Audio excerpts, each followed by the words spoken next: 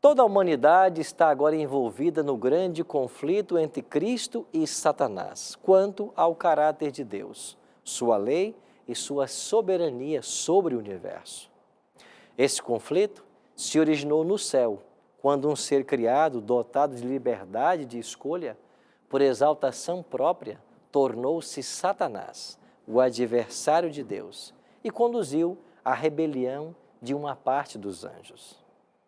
Ele introduziu o espírito de rebelião neste mundo, ao introduzir ou a induzir Adão e Eva ao pecado. Esse pecado humano resultou na deformação da imagem de Deus na humanidade, no transtorno do mundo criado em sua consequente devastação por ocasião do dilúvio global. Observado por toda a criação, este mundo se tornou palco de conflito universal, dentro do qual finalmente será reivindicado o Deus de amor. E para ajudar seu povo nesse conflito, Cristo envia o Espírito Santo e os anjos leais para os guiar, proteger e amparar no caminho da salvação.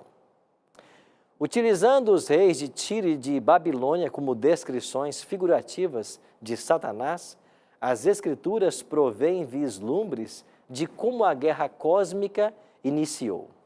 Lúcifer, filho da alva, ungido como querubim cobridor, residia na presença de Deus.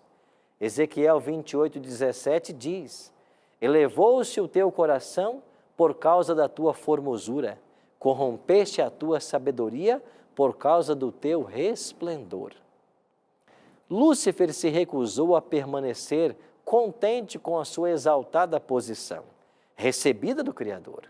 Em seu egoísmo, cobiçou a igualdade com o próprio Deus. Ele dizia: eu subirei ao céu, e acima das estrelas de Deus exaltarei o meu trono, e no monte da congregação me assentarei, serei semelhante ao Altíssimo.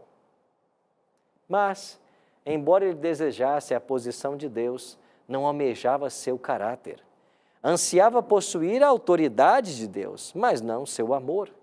A rebelião de Lúcifer contra o governo de Deus foi o primeiro passo em sua transformação em Satanás, o adversário.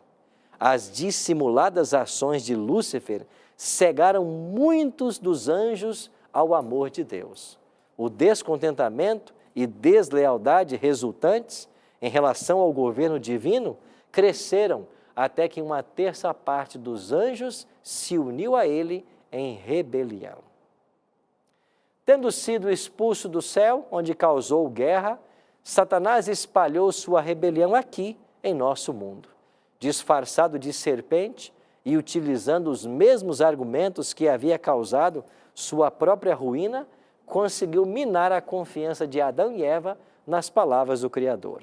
Satanás fez surgir em Eva o descontentamento com a posição por ela ocupada. Envaidecida com a perspectiva de se tornar igual a Deus, aceitou as palavras do tentador, pelo que duvidou das palavras de Deus.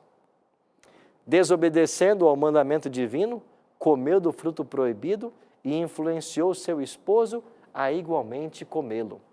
Pelo fato de crerem nas palavras da serpente, mais do que em seu Criador, traíram sua confiança e se portaram desleal em relação a ele. Tragicamente, as sementes da controvérsia que havia começado no céu lançaram raízes no planeta Terra. Ao seduzir nossos primeiros pais ao pecado, Satanás engenhosamente roubou-lhes o domínio que possuíam sobre a terra, reclamando agora para si o título de príncipe deste mundo. Satanás desafiou a Deus, seu governo e a paz de todo o universo, a partir de seu novo quartel-general, o planeta Terra. Os efeitos da batalha entre Cristo e Satanás, em pouco tempo, se tornaram evidentes. O pecado distanciou ou distorceu a imagem que Deus havia colocado no homem. E embora Deus houvesse oferecido seu pacto de graça à raça humana por meio de Adão e Eva, o filho mais velho do casal, Caim, assassinou seu irmão Abel. O Senhor viu que a maldade do ser humano se havia multiplicado e que era continuamente mal todo o desígnio do seu coração. Então, Deus utilizou um grande dilúvio para purificar o mundo dos seus impenitentes habitantes e concedeu à raça humana um novo começo. Pouco tempo decorreu, contudo, antes que os descendentes do fiel Noé se desviassem do conserto de Deus.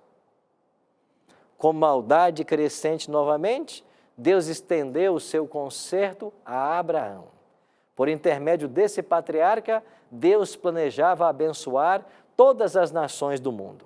De sua descendência, Deus fez nascer o próprio Filho de Deus, Jesus. Mesmo com as infidelidades das futuras gerações de Abraão, Deus cumpre o seu pacto com a humanidade e envia Cristo para morrer em nosso lugar. A lei moral de Deus é tão necessária à existência de seu universo quanto são as leis físicas que mantêm unido e em funcionamento. Pecado é a transgressão da lei e a ausência da lei, conforme indica a palavra anomia da língua grega. A ausência de lei resulta da rejeição de Deus e de seu governo. As tentações enfrentadas por Cristo durante seu ministério terrestre revelam uma gravidade da controvérsia no tocante à obediência e submissão à vontade de Deus. Em todas as circunstâncias, era comum está escrito que ele vencia o diabo. Jesus viveu toda a palavra que sai da boca de Deus. Seu alimento e alegria era fazer a vontade de seu Pai. No Calvário, o conflito entre Cristo e Satanás chegou ao seu ponto mais evidente. O amor e a fiel obediência demonstrados por Cristo ali na cruz, face à crueldade de Satanás, subverteram a posição deste, assegurando sua derrota final. Hoje, a grande controvérsia que se desencadeia em torno da autoridade de Cristo envolve não apenas sua lei, como também sua palavra, as Escrituras. Desenvolve-se abordagens de interpretação da Bíblia que deixam pouco ou nenhum espaço para a divina revelação. As Escrituras são tratadas como se não houvesse diferença entre elas e outros escritos antigos, sendo analisadas mediante os mesmos métodos críticos. Crescente número de cristãos, incluindo até teólogos, não mais veem as Escrituras como a palavra de Deus, a infalível revelação de sua vontade. Consequentemente, chegaram ao ponto de questionar a visão bíblica da pessoa de Jesus Cristo, sua natureza, seu nascimento virginal, seus milagres, sua ressurreição. Todos esses ensinos bíblicos têm sido vastamente debatidos. Cristo é o foco das Escrituras. Deus nos convida a compreender a verdade tal como ela é em Jesus, pois Ele é a verdade, Ele é o caminho e Ele é a vida. A vida de Cristo vindicou a justiça e a bondade de Deus, demonstrando que a lei e o governo de Deus eram justos.